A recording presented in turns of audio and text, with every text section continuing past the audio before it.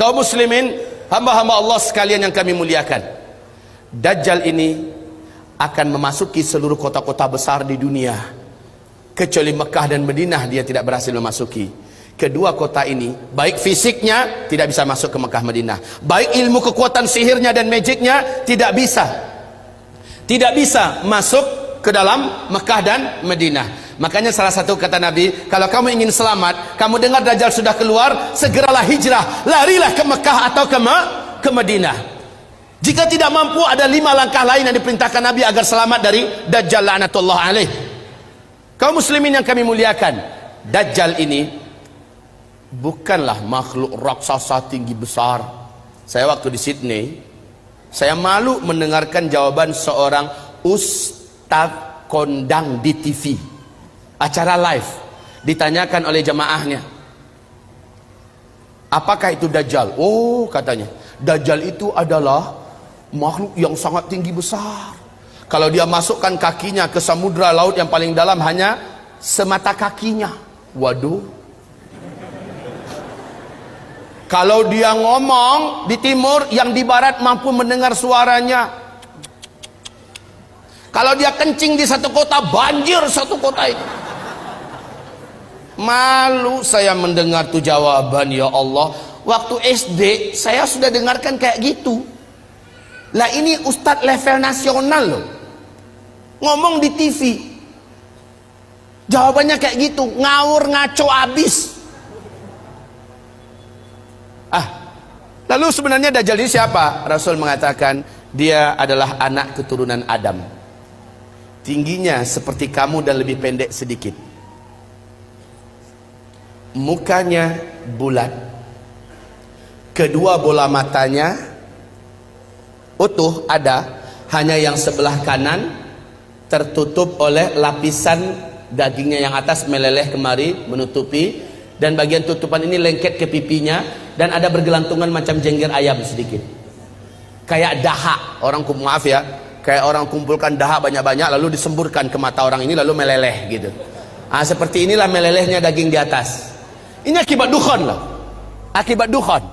Seluruh orang-orang kafir menjadi zombie-zombie berjalan, jelek-jelek semuanya.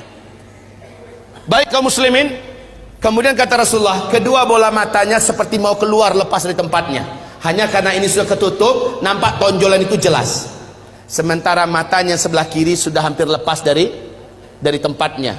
Warnanya hijau kaca. Warna kulitnya putih kemerah-merahan, putih pucat kemerah-merahan. Bibirnya tebal, rambutnya keribu. Rambutnya keribu. Di sela-sela rambutnya yang keribu muncul rambut-rambut lurus seperti ijuk. Lehernya agak sedikit panjang, lebih panjang daripada kita, sedikit lebih panjang. Bahunya mereng, dadanya bidang, full daging, sekel. Rasulullah mengatakan bila ia berjalan, kamu akan melihat kedua mata kakinya saling berjauhan dan kedua jempol kakinya saling berdekatan. Udah kebayang? Seperti ini. Oh, tapi kalau ketemu orang kayak gini jangan dibilang Dajjal.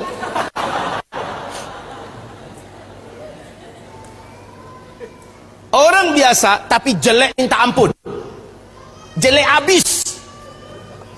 Kaum muslimin, kata Rasulullah berikutnya sallallahu alaihi wasallam, bagi orang yang beriman, yang menurut Allah imannya masih sahih, menurut Allah imannya masih benar, dia diizinkan oleh Allah mampu membaca huruf ka, fa, ra di antara kedua alis matanya. Ada tertulis ka, fa, ra, yaitu kafir. Walaupun aslinya dia nggak pandai membaca Arab, membaca Al-Quran, tapi imannya menurut Allah sahih, dia akan mampu melihat itu. Kalau sempat kepapasan beberapa papasan, dia mampu melihat kafara. Ibarat Allah yang kami muliakan, Rasulullah sallallahu alaihi wasallam bersabda, semua kemampuan yang jahat di bumi ini ada pada dia.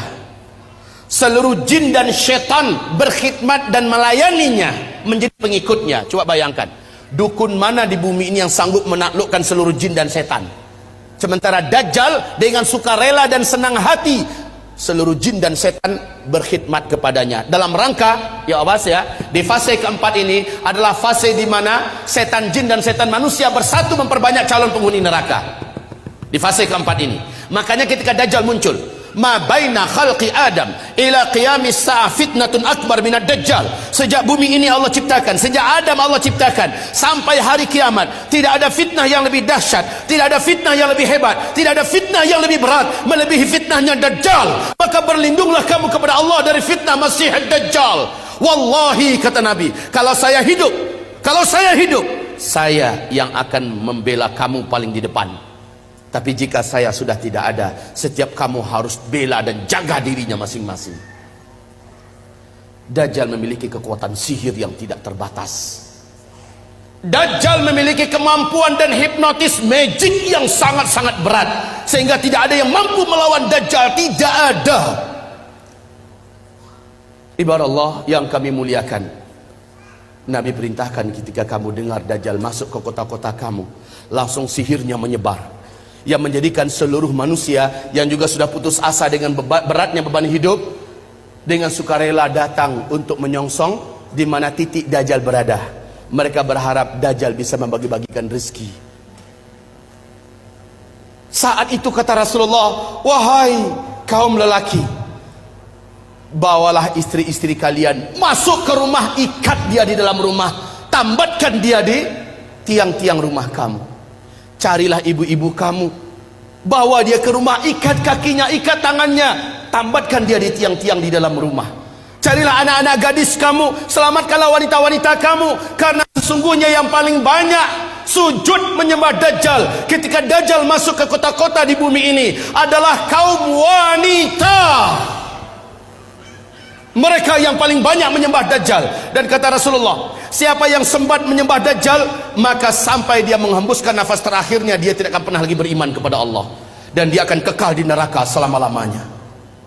Maka ibu-ibu, pantas kalau Nabi memperingatkan umatnya berulang-ulang, berlindunglah dari Dajjal, berlindunglah dari Dajjal, berlindunglah dari Dajjal.